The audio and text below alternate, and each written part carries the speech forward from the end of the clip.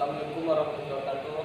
Perkenalkan, saya Noval dari kelompok 1 akan mempresentasikan hasil tugas yang saya buat dengan materi konsep genetika dan peranannya dalam kehidupan manusia. Next. Genetika adalah cabang ilmu biologi yang mempelajari tentang sifat-sifat makhluk hidup yang diturunkan dari satu generasi ke generasi melalui mekanisme pewarisan genetik. Gen merupakan sepotong segmen DNA yang mengandung suatu informasi genetis yang akan diwariskan kepada keturunan. Gregor Johann Mendel 1882 sampai 1884 merupakan tokoh peletak prinsip dasar genetika yang berkebangsaan Austria. Pada tahun 1866 Mendel melaporkan hasil penyelidikan selama bertahun-tahun atas kacang Hershey. Next. Hukum Mendel 1. Hukum Mendel 1 menyatakan pada pembentukan gamet kedua gen yang merupakan pasangan akan dipisahkan dalam dua set anak. Hukum ini berlaku untuk monohibrid, yaitu persilangan suatu sifat dari mana satu sifat lebih kuat daripada sifat lainnya. Contoh dari terapan hukum Mendel 1 adalah persilangan monohibrid dengan dominasi. Contoh, disilangkan antara mawar merah yang bersifat dominan dan mawar putih yang bersifat resesif. Bersifat dominan yaitu sifat yang lebih kuat, dan yang bersifat resesif adalah sifat yang lemah. Persilangan, dan ada juga persilangan monohibrid dengan kasus intermediate, yaitu sifat yang sama kuat. Hukum Mendel 2. Hukum Mendel 2 menyatakan bila dua individu berbeda satu dengan yang lain dalam dua pasang sifat atau lebih, maka diturunkannya sifat yang sepasang itu tidak tergantung pada sifat pasangan lainnya. Hukum ini berlaku untuk persilangan dihibrid, yaitu suatu sifat atau dua sifat atau lebih. Contoh, disilangkan Hershey berbiji bulat warna kuning dominan dengan Hershey berbiji kisut warna hijau resesif. Next. Sintesis protein. Sintesis protein merupakan proses pembentukan protein yang melibatkan DNA dan RNA.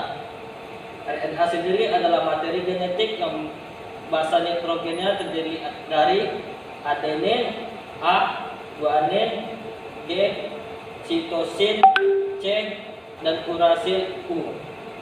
Ekspresi gen merupakan sintesis protein yang terdiri dari dua tahap, yaitu tahap pertama urutan rantai nukleotida template atau cetakan dari suatu ADN untai ganda disalin untuk menghasilkan suatu rantai molekul RNA. Proses ini disebut transkripsi dan berlangsung di inti sel. Tahap kedua merupakan sintesis polipeptida dengan urutan spesifik berdasarkan rantai RNA yang dibuat pada tahap pertama. Proses ini disebut translasi. Adapun tahap translasi yaitu inisiasi, elongasi, terminasi. Next. Adapun simpulan singkat langkah sintesis protein berlangsung. ADN mencetak ARNT dalam proses transkripsi yang berlangsung di dalam inti. ARNT keluar dari dalam inti bergabung dengan ribosom di sitoplasma, dan datang ARNT membawa asam amino yang sesuai dengan kodon, dan terjadi ikatan antar asam amino sehingga terbentuk protein. Gen tertentu membawa informasi yang dibutuhkan untuk membuat protein, dan informasi itulah disebut kode genetik. Next. Peran genetika dalam pewarisan sifat. 1. Mendel Laws.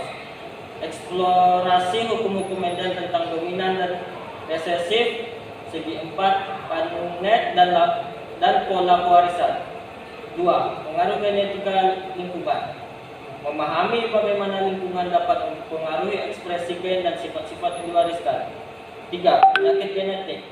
Melihat dampak penyakit genetik dan bagaimana informasi genetik dapat membantu dalam diagnosis dan pengobatan. Baik, next. Pengaruh genetika terhadap perkembangan manusia. 1. Faktor genetik dalam pertumbuhan. Mengidentifikasi dampak genetik terhadap tinggi badan, kecerdasan, dan kualitas fisik lainnya. Yang kedua, kecenderungan penyakit turunan, yaitu menjelaskan resiko penyakit yang diturunkan dari generasi ke generasi dan upaya preventif yang dapat dilakukan.